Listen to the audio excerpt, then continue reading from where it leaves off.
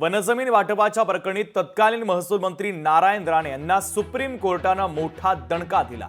One विभागाची जमीन बिल्डरला देण्याचा निर्णय रद्द करण्यात आला, तर पुण्यातील ती जमीन पुन्हा आता वन विभागाला देण्याचे आदेश देखील सुप्रीम कोर्टानं दिलेले आहेत। महाराष्ट्राचे तत्कालीन महसूल मंत्री नारायण राणेंना दणका देत सरन्यायाधीशांनी 30 वर्षांपूर्वीच्या खटल्यामध्ये महत्त्वाचे निर्देश दिले। 1998 साली युती सरकारच्या काळात नारायण राणे महसूल मंत्री होते। वन विभागाची 30 एकर जमीन बिल्डरला देण्याचा निर्णय त्यांनी घेतला होता। सरन्यायाधीश भूषण गवई यांनी राणेंनी घेतलेला हा निर्णय रद्द केला। तसंच पुण्यातील ती जमीन आता पुन्हा वन विभागाला देण्याचे आदेश देखील भूषण गवई यांनी दिलेले आहेत। दरम्यान हे संपूर्ण प्रकरण नेमकं काय आहे, आपण अधिकचा तपशील ग्राफिक्सच्या माध्यमातून पाहूयात। पुण्याच्या कोंढवातील वन विभागाची 30 एकर जागा चव्हाण नावाच्या व्यक्तीला दिली। 1998 साली महसूल मंत्री या नात्यानं नारायण राणेंचा हा निर्णय होता। चव्हाण नावाच्या व्यक्तीनं ही जागा रिची रिच सहकारी संस्थेला विकली। रिची रिच सोसायटी या जागेत भव्य प्रकल्प उभारणार होतं। या विरोधात पुण्यातील सजग चेतना मंचनं सर्वोच्च न्यायालयामध्ये याचिका दाखल केली। सुप्रीम कोर्टाने तपासासाठी 2002 मध्ये सीएसी स्थापन केली।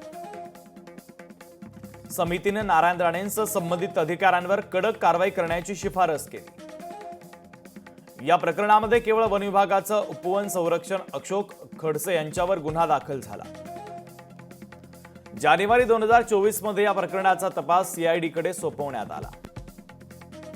सरन्यायाधीश भूषण गवई यांनी ही जागा वन विभागाला परत करण्याचा निर्णय आता दिलेला आहे।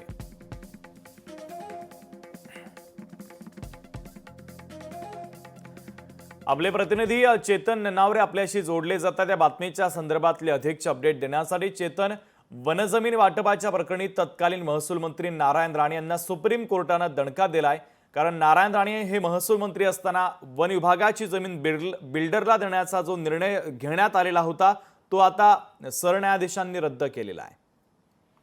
निश्चितच शुभम, यामध्ये 3 महत्त्वाच्या गोष्टी आहेत त्या नमूद कराव्या लागतील। एक म्हणजे पर्यावरण संरक्षणासाठी लढणारी जी सजग चेतना मंच संस्था आहे, त्यांनी गेल्या 23 वर्षांपासून हा लढा लढलेला होता आणि अखेर या लढ्याला यश आलेलं आहे। त्यामुळे वन विभागाचा एक मोठा भूखंड आता वाचणार आहे। दुसरी महत्त्वाची गोष्ट म्हणजे जी कोर्टाने सीईसी नेमलेली होती, त्यांनी ज्या प्रकारे स्थळ पाहणी अहवाल केला, स्थळ पाहणी दौरा केला आणि तो अहवाल सादर केला, त्या धर्तीवरती हे आदेश आता सर्वोच्च न्यायालयाने दिलेले आहेत। आणि तिसरी महत्त्वाची गोष्ट म्हणजे सर्वोच्च न्यायालयाने या प्रकरणाची गंभीर दखल घेत आता देशातील सर्वच राज्य आणि केंद्रशासित प्रदेशांमध्ये अशा प्रकारे शासकीय जमिनींच्या बाबतीत जर कुठला वाद असेल तर त्याची तात्काळ चौकशी करावी आणि येत्या 1 वर्षामध्येच संपूर्ण या जमिनींचा जो अहवाल आहे तो सर्वोच्च न्यायालयात सादर करण्याचे आदेश दिलेले आहेत। त्यामुळे राणेंना आणि राज्य सरकारला हा मोठा झटका मानला जात असला तरी ही वन जमिनींच्या संरक्षणासाठी सर्वोच्च न्यायालयाने एक मोठं पाऊल उचलल्याचं आपल्याला पाहायला मिळतंय। शुभम, अगदी चेतन, महत्त्वाचे अपडेट या बातमीच्या संदर्भातले तू पोहोचवलेले आहे, तुर्तास धन्यवाद।